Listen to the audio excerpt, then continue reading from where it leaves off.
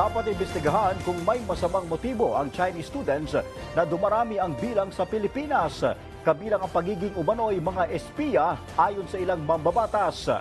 Sa gitna nito, nagbabala naman ang China ukol sa lumalaganap umanong foreign spy sa loob ng kanilang bansa. Ang balitang A to Z, hatid ni Ian Maghanoy. Kaduda-duda umano kung kailan mainit ang sigalot sa West Philippine Sea. Ngayon, dumarami ang bilang ng Chinese students sa ilang kolehiyong malapit sa military training bases ng Pilipinas. Kaya ayon kay Congressman Ace Barbers, dapat itong silipin. I'm not saying the Chinese is the enemy here. There are Chinese tourists that we welcome. There are Chinese businessmen that we welcome as well. But those that are Chinese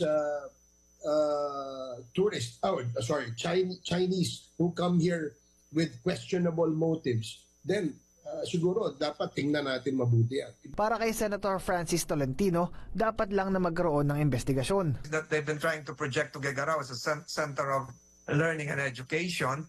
So let's have an investigation. Would you have 11,000 spies?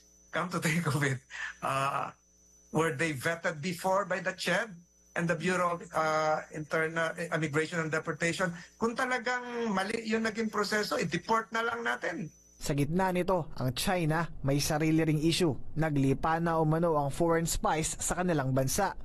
Naglabas ng video ang Chinese Ministry of State Security sa kanilang mga mamamayan na isumbong kung may mga kahina-hinalang tao sa kanilang paligid.